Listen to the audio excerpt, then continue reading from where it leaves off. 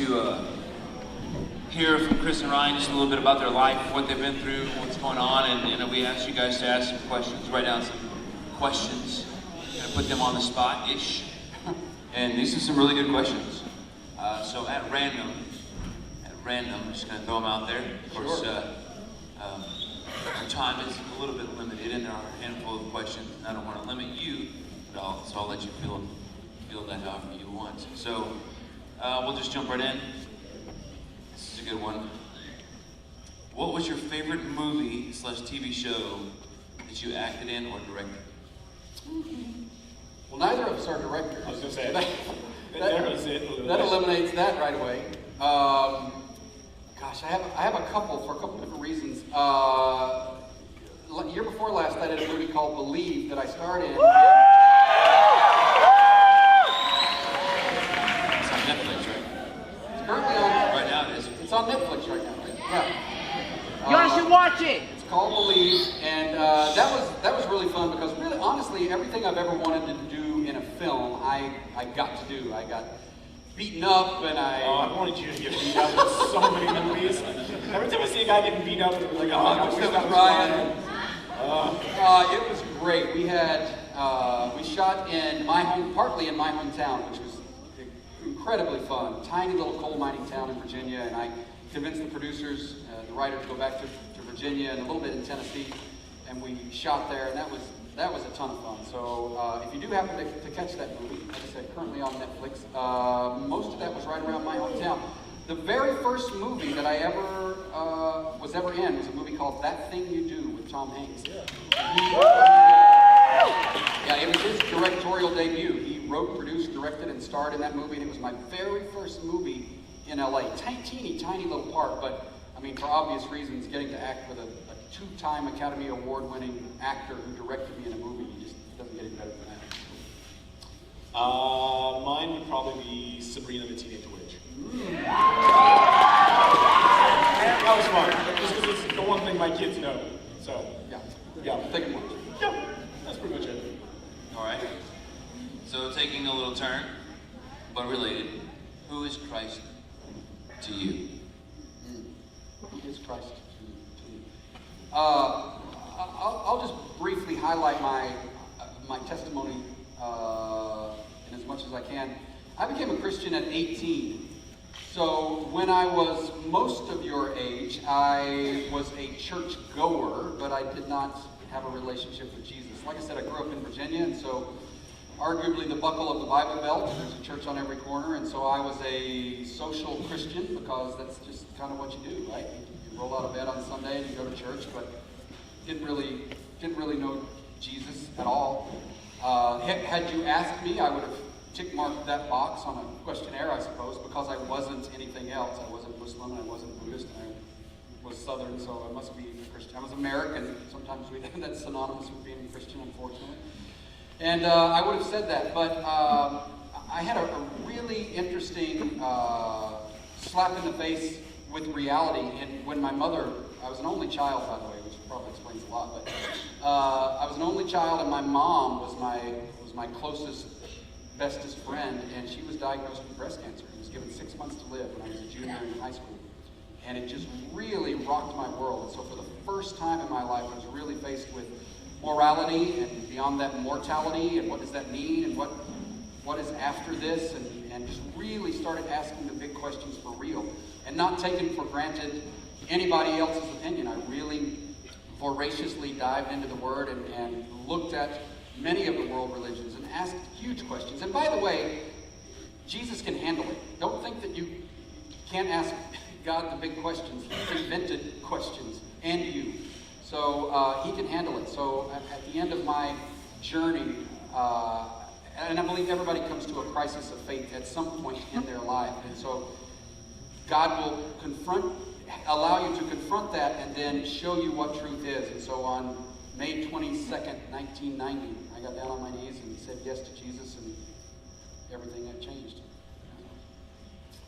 And I was raised in the church. We went 2, maybe 3 times a month. But it didn't mean anything to me. I didn't know Jesus from a hole in the wall.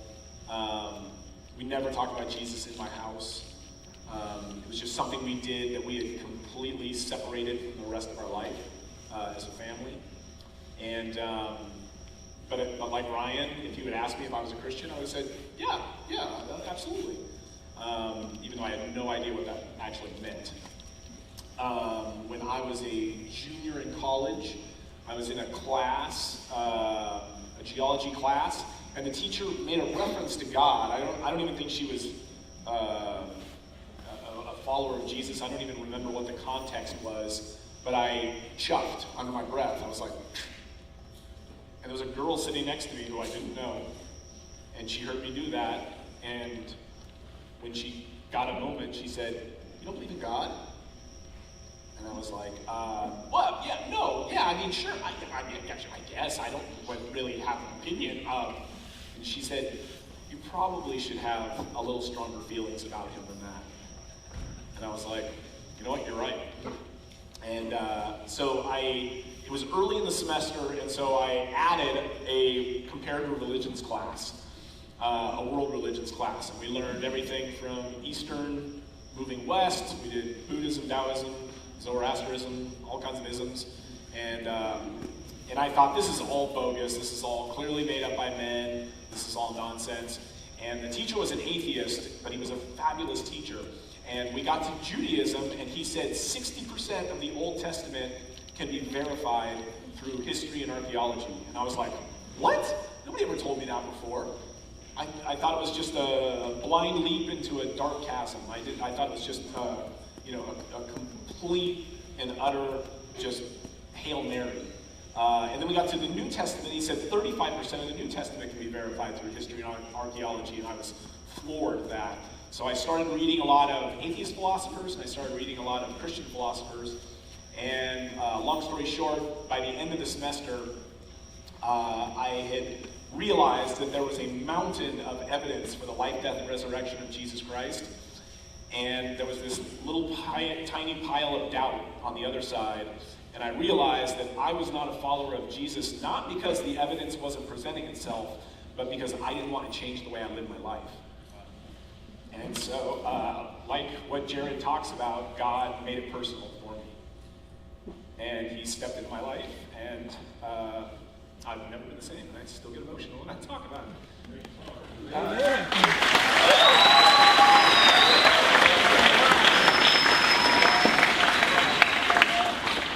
He is everything the Bible says he is. He is the King of the universe. He is such a good God. He is my Savior. He is my best friend. And that's it.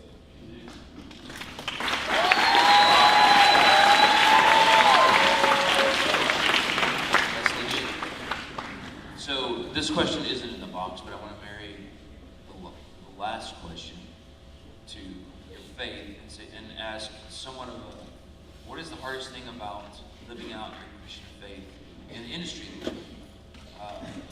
acting and writing and directing, and like you said, not directing, but in the, I guess for lack of better words, the Hollywood industry. Sure.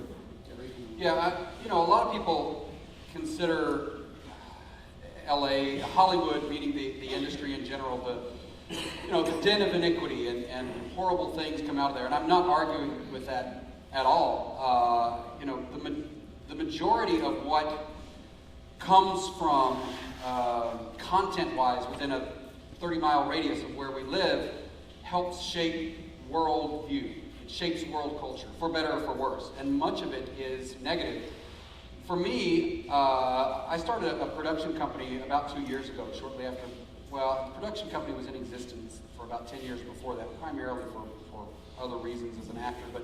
But when Believe came out, I was given the opportunity to mount a real production company by way of Sony Pictures, and so we really started acquiring and developing our own content. And I was on the phone with somebody today, and I was telling them, when you walk into my office, I have a mantra, a little plaque on the wall. I don't know who said it or where it came from. Several people have been given credit for it, but it says, "Film is the church for the world at large. It's where people go to sit in the dark and contemplate life." And every day when I walk into my office, I look at that and I realize that I have my team, not just me, has a huge responsibility to spread truth. And so the films and television shows that we acquire and develop, as best we can, I'm trying to spread a positive, parentheses, Christian worldview, knowing full well that I'm not going to always do Bible movies for sure, but the content that we're putting out into the marketplace, my plan is to infuse my faith, sometimes overtly evangelically, and sometimes just through a really good family-friendly story, into the world, and have that infiltrate world culture, perhaps in a small way, and maybe even in a big way, by way of national theatrical releases. So that's our job. We work every day to do just that.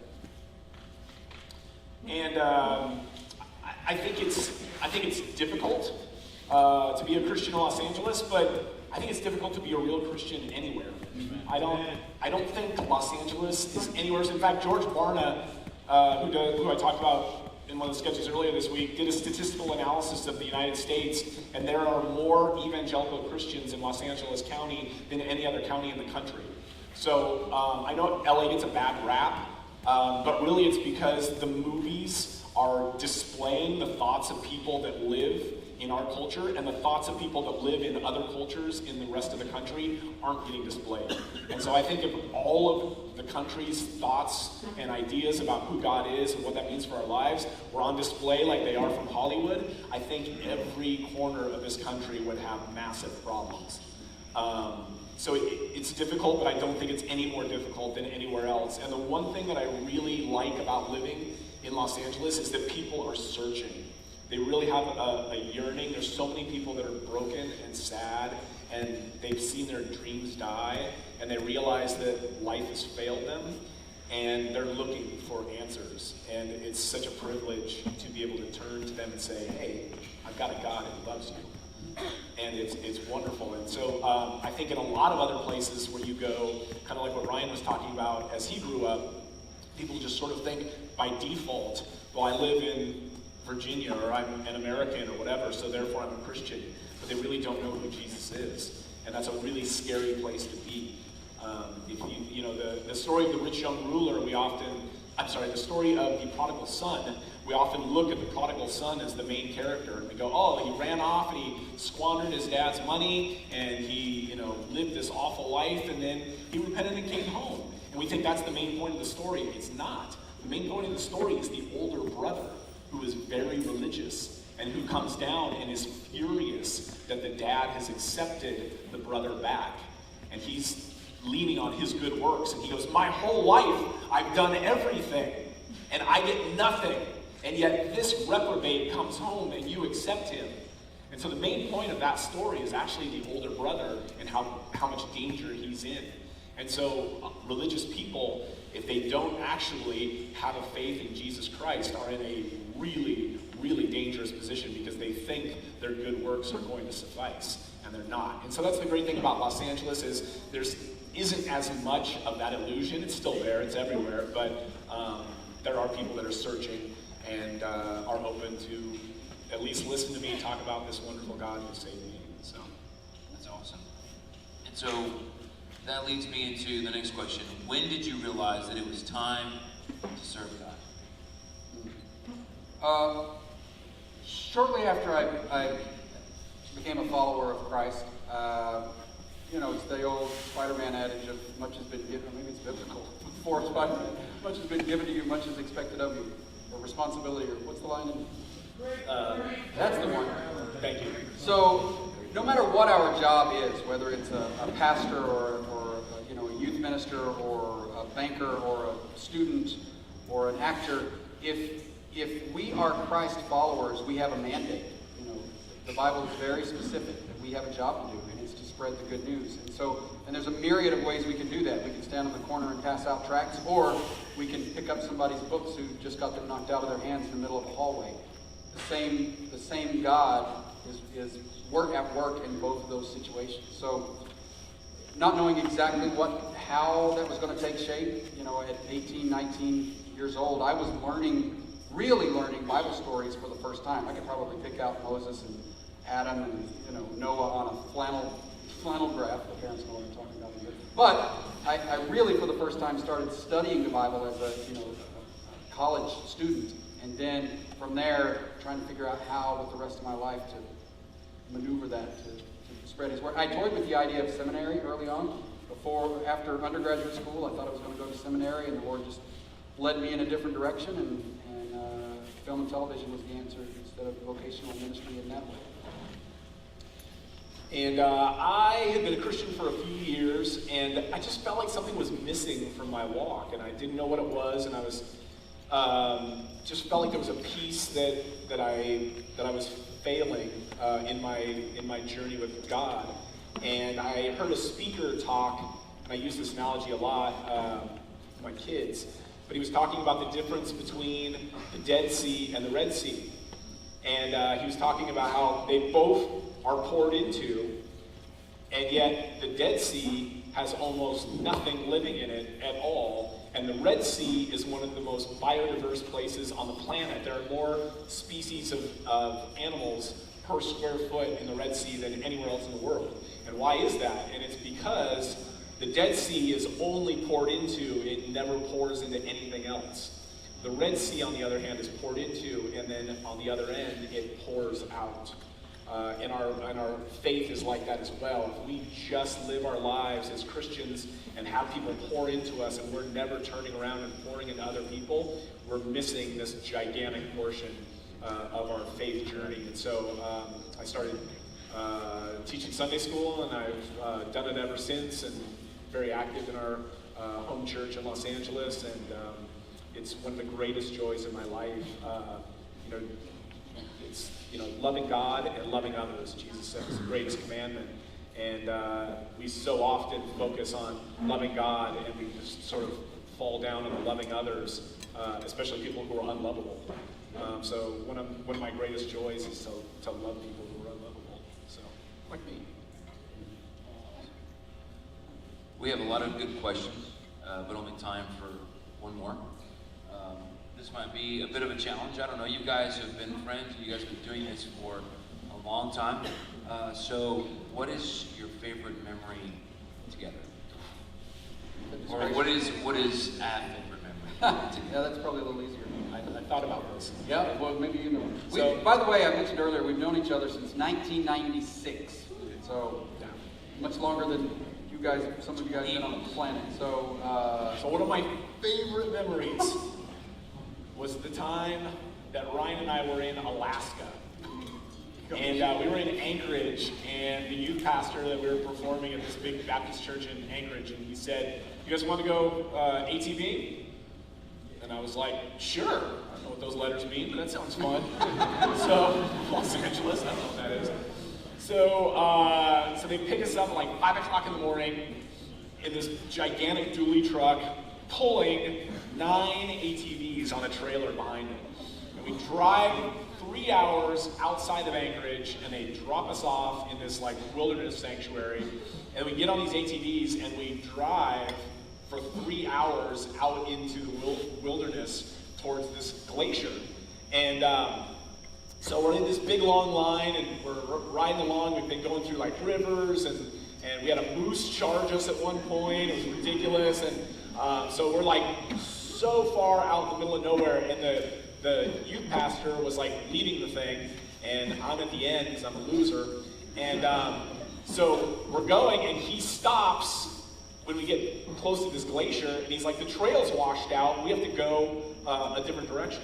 And so he goes, "Back up, and we'll turn around and go back." Well, I'm at the end, so I back off the trail, and everybody goes by, and then I jump on my little ATV, trying to get it started, and it's not going anywhere. And like the only thing I could ever do to fix it would be like to tie a shoelace or something, and that wasn't gonna happen. And they left, and they're gone. And there was like fresh grizzly poop, like right next to me, and there was like 9-foot shrubs, and I was just waiting for this gigantic grizzly to come like plowing through and have me for lunch. And I sat there for 15 minutes, and I didn't even know which direction to walk to die. And so I'm just sitting there praying. I actually recorded my last will and testament on my phone because I was so sure I was gonna die. So I'm just sitting there, and after 15 minutes, the youth pastor's son comes rolling around the corner. He's like, "What are you doing?" And I'm like, "That thing doesn't work." And so he tried to start it, and it wouldn't work. And then the youth pastor came around the corner, and he's like, "What's going on?" And I'm like, "The thing doesn't work." And he tried to start it, and it wouldn't work, so I was right.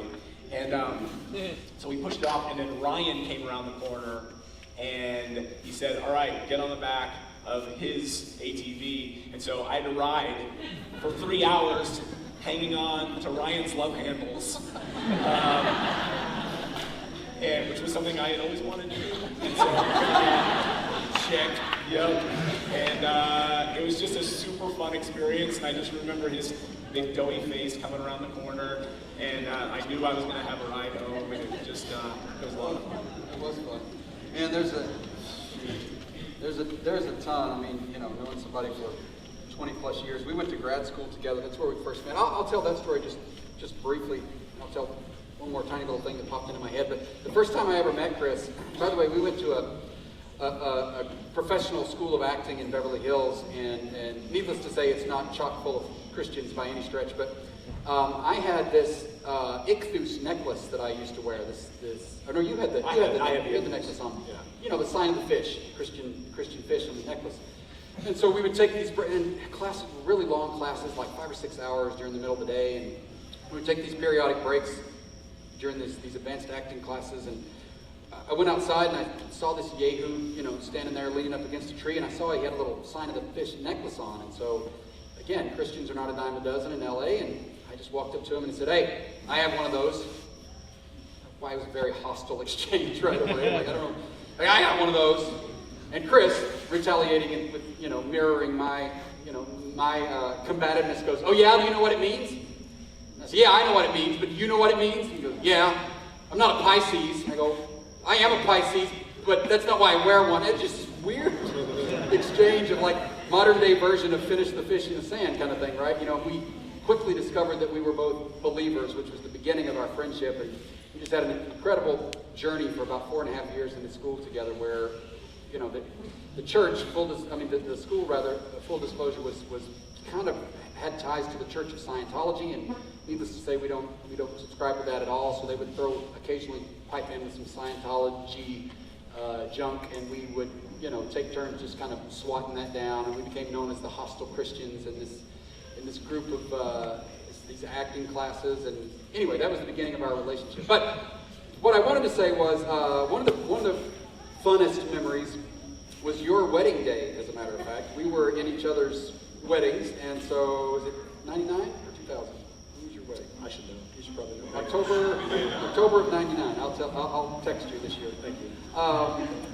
And his wife is just amazing, and our wives are best friends, and like I said, we've been best friends for many, many years. And the day of his wedding, it completely downpoured. I mean, buckets. It was insane. You couldn't even walk from the holding area to where they were going to get married. Animals were lining up 2 by 2 outside the thing. It was insane, but in true Woolsey fashion, I mean, it was as if the doves were out, and he was in such a happy place, and his wife was in such a happy, wife-to-be was in such a happy place, and it was magical.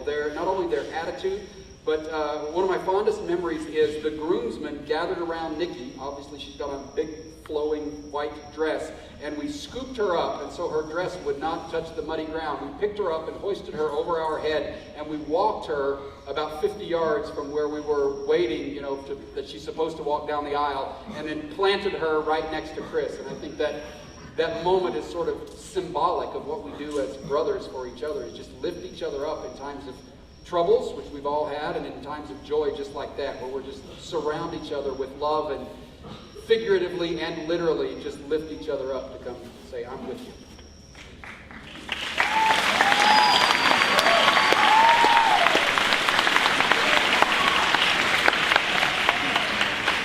But I know a lot of you guys didn't get your questions answered. If you can find us this week, find us back. We've got a table back there for Compassion International. And come find us back there. You guys can ask us any questions that you might have. But we'd love to talk to you. Thank you guys so much for sharing your lives with us. Not just on stage through the gifts that God has given you, but also through just the stories of your lives. So thank you for sharing your testimony, sharing your faith with us. I'm going to pray us out, family. I'm going to pray us out when I say amen. Make sure we follow our leaders to